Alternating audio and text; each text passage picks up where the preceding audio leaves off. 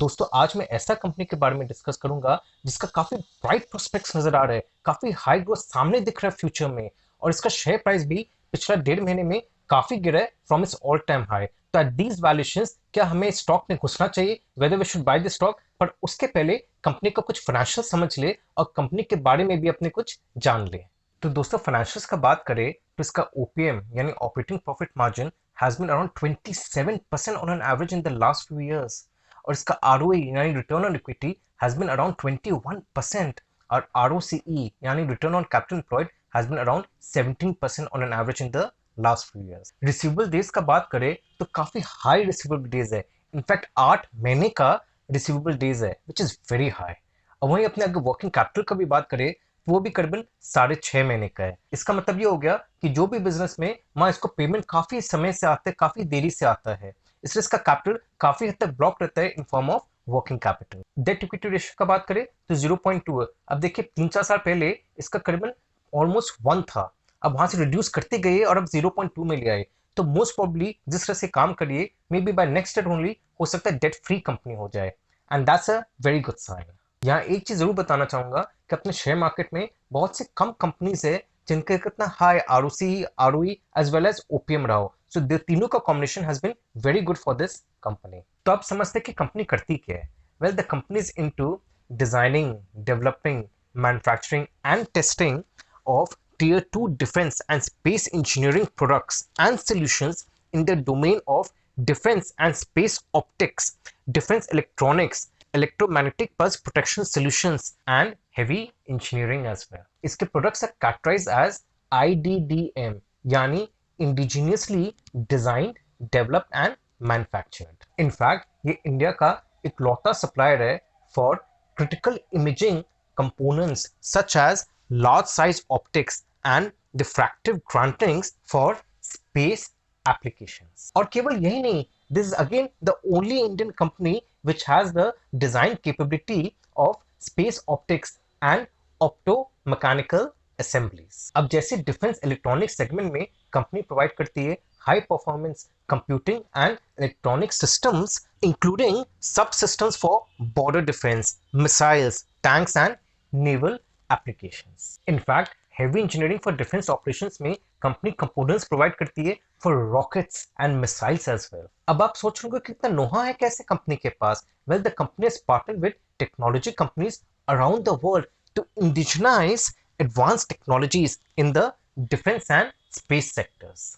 Company के 2 manufacturing facility है जिसमें एक हो गया नवी मुंबई में और दूसरा हो गया थाने में। बेसिकली दोनों ही महाराष्ट्र में है, और इसके जो रिसर्च एंड डेवलपमेंट सेंटर्स है वो नेरुल और बंगालुरु में है, और इसके जो क्लाइंट्स है वो एक से एक है and consist of both Indian public and private sector companies such as Bharat electronics, Hindustan aeronautics, Bharat dynamics, Hindustan shipyard, electronic corporation of India, then TCS, solar industries and alpha design technologies. और फॉरेन कस्टमर्स का बात करें तो एक बेल्जियम में है और 2 south Korea में। तो पहले अपने समझते हैं ग्रोथ के ट्रिगर्स क्या है। बस सबसे पहला तो ये है कि ministry of defence has prepared a list of 101 items for which there would be an embargo on import to promote indigenous manufacturing. और यहाँ कंपनी कुछ प्रोडक्ट्स बनाती है जो इस लिस्ट में that caters to the ENP segment यानी electromagnetic pulse segment. दूसरा, कंपनी के पास ऑलरेडी ऑर्डर बुक है करीबन 300 करोड़ का।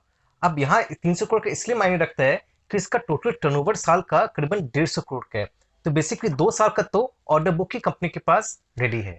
ऊपर से इसका रेवेन्यू बेस भी काफी डाइवर्सिफाइड है। अब जैसे 26% ऑफ द रेवेन्यू तो आता है हेवी इंजीनियरिंग से, फिर 45% आता है from defence and space optics and 28% of the revenue comes from defence electronics. तो दोस्तों स्टॉक का नाम है पारस डिफेंस एंड स्पेस टेक्नोलॉजीज। और आगे बढ़ने के पहले ये बता दूं कि अगर आप मेरा मॉडल पोर्टफोलियो का एनुअल सब्सक्रिप्शन लेना चाहते हैं तो 3 ऑप्शन है। ₹5000 में मैं 10 स्टॉक्स के नाम आपके साथ शेयर करूंगा, देन ₹7000 में 15 स्टॉक्स के नाम I be sharing with you, और 10,000 में I be sharing names of 25 stocks. बाकी डिटेल्स के लिए आप नीचे डिस्प्लेड ईमेल एड्रेस या फोन नंबर पे मुझे कॉल कर सकते हैं। अब पहले रिस्क का बात कर लेते हैं, उसके बाद फिर वैल्यूएशंस का बात करेंगे।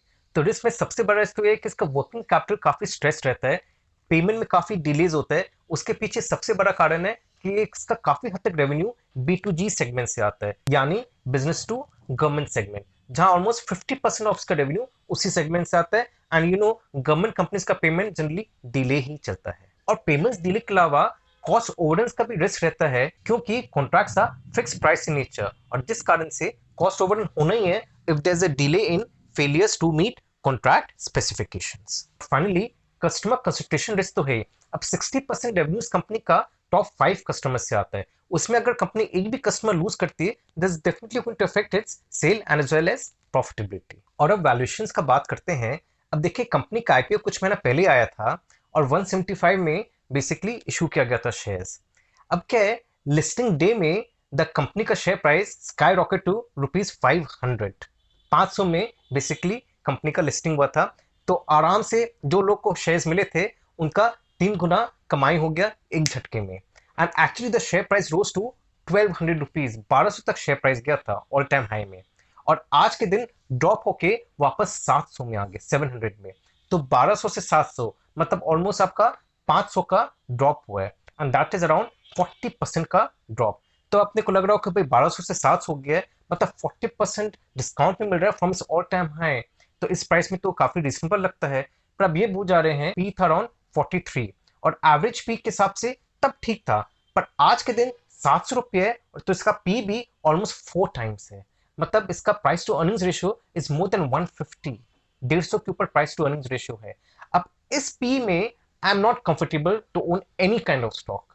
एशियन पेंट्स जो टॉप कंपनीज है, इनका भी इतना हाई पी नहीं है जितना हाई पी इसका है। तो यहाँ तो मैं ये सजेस्ट करूंगा कि आप तभी एंटर करो स्टॉक में जब इसका शेयर प्राइस में और करेक्शन आए या इसका अर्निंग्स में बढ़ोतरी आए। इसका earnings is going to skyrocket, कोई जबरदस्त कॉन्ट्रैक्ट मिलते हैं where we could see the earnings growth सामने दिख रहा हो, तब तो अलग बात है, बट अदरवाइज इस प्राइस में तो लेना बनता ही नहीं है। So you have to wait for the stock to correct further. But at the same time I tell you, stock correct होता है फर्दर, देन ये स्टॉक तो बहुत सही है, कंपनी बहुत बढ़िया है, ये शेयर तो बहुत ही सही है, इस कंपनी में इन्वेस्ट करने लायक तो बनता ही है, but you have to wait for a while.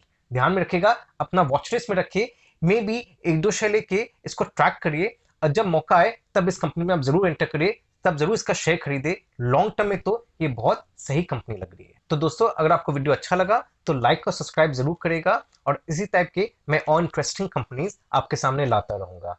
Thank you very much for listening to me. Bye bye and take care.